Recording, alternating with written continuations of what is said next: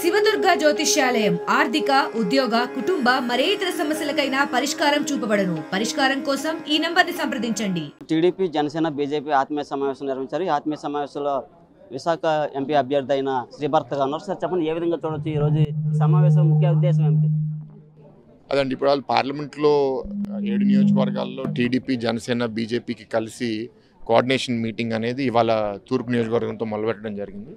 మిగతా 6లో కూడా చేస్తాం. అంటే కొన్ని నియోజకవర్గాల్లో ఇంకా అభ్యర్థి డిక్లేర్ అవ్వకపోవడం వల్ల కొంత డిలే అవుతుంది. కానీ ఎలక్షన్స్కి ఇంకా 50 రోజులు ఉన్నాయి కాబట్టి అన్నీ మేము చేసుకుంటాం. దాని తర్వాత పార్లమెంట్ లెవెల్లో కూడా లీడర్స్ అన్నీ కూర్చుని కోఆర్డినేషన్ ఎట్లా చేయాలి అనేది మాట్లాడుతున్నాం. ఇవాళ 3 పార్టీలు కలిసి వచ్చినాయి కాబట్టి 3 పార్టీలకి మనం ఏ మెసేజ్ ఇవ్వాలి, ఎట్లా పని చేయాలి అనే ఉద్దేశంతో ఇవాళ 3 పార్టీలకు సంబంధించిన నాయకులందరూ మా మెసేజ్ ఇవ్వడం జరిగింది. చాలా బాగా జరిగింది. అధికార పార్టీ ఇప్పుడు వచ్చి క్యాండిడేట్లు అంతా ఫైనల్ చేసింది, మీరు ఎందుకు ఫైనల్ చేయలేకపోతున్నారు? ఇవాళ అవుట్ ఆఫ్ 144 సీట్స్ అండి, మేము 139 ఇచ్చేసాము. సో ఇంచుమించు అంతా మేము ఫైనలైజ్ చేసినట్టే. ఇవాళ ఏంటంటే వాళ్ళు ఒక పార్టీ, మేము 3 పార్టీలు. మా దగ్గర ఎక్స్పెక్టేషన్స్ ఆశలు అభ్యర్థులకి ఎక్కువ ఉంటాయి కదా, ఎక్కువ మంది బాధపడే అవకాశం ఉంటుంది, ఎక్కువ మంది త్యాగం చేసే పరిస్థితి. సో వాళ్ళందరినీ కూడా మనం క్యారీ చేయాల్సిన అవసరం ఉంది. తప్పకుండా మనకి అసలు ఇది ఇష్యూయే కాదు. ఈ పరిస్థితుల్లో కూడా మేము 144, 139 చేసామంటే I think we're in a good position. అంటే విశాఖ ఎంపీపై మొన్నటి వరకు ఉత్కంఠంగా ఉండేది. ఈరోజు జీవీఎల్ గారు ఒక వీడియో రిలీజ్ చేశారు, పూర్తిగా కొంచెం అసంతృప్తి చెందినట్టు. ఏ విధంగా చూస్తారు దీన్ని? ఆ వీడియో నేను చూడలేదండి. బట్ జనరల్గా ఎక్కడైనా సరే ఆశావాదం ఉన్నప్పుడు వాళ్ళకి టికెట్ రానప్పుడు ఎవరైనా బాధపడతారు, అది సహజమే కదా. That's okay, that's not a problem. Visakha కోట కోసం కూడా ఆయన పనిచేస్తానని చెప్పారు. ఏ విధంగా చూడొచ్చు? లేదండి, విశాఖ అభివృద్ధి కోసం కూడా పనిచేస్తానన్నారు ఆయన.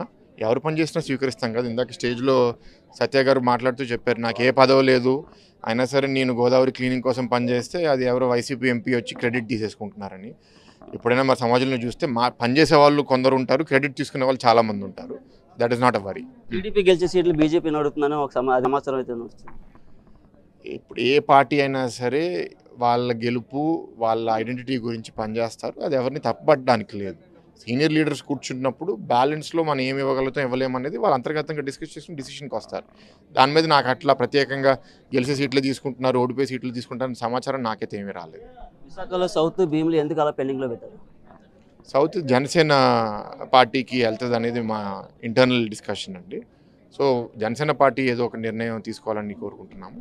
భీమిలి వరకు ఇది టీడీపీ పార్టీ. మేము మాకున్న 5లో అదొకటి త్వరలో నిర్ణయం చేస్తాం. ఏ విధంగా ఉండబోతుంది సార్ ఈ ఎలక్షన్ మొత్తం ఓవరాల్గా తీసుకుంటే? ఇవాళ మేము ఫెయిర్గా జనాల అభిప్రాయం అయిపోతే డెఫినెట్గా గెలుస్తాము. సో దాన్ని తప్పుదారిలో పట్టించడానికి చేసే జిమ్మిక్లన్నీ వైఎస్ఆర్సీపీ ట్రై చేస్తుంది. అయినా సరే విశాఖ పార్లమెంట్ వరకు ఇక్కడ పనిచేస్తున్నాను కాబట్టి చాలా స్పష్టంగా ఉంది. 1/3గా 7 నియోజకవర్గాలు మేము గెలిపించుకుంటాం.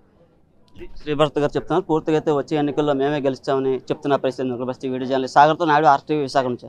మరిన్ని వీడియోస్ కోసం ఛానల్ ని సబ్స్క్రైబ్ చేయండి, లేటెస్ట్ అప్డేట్స్ కోసం వాట్సాప్ ఛానల్ ని ఫాలో చేయండి అండ్ లింక్ డిస్క్రిప్షన్ లో ఉంది.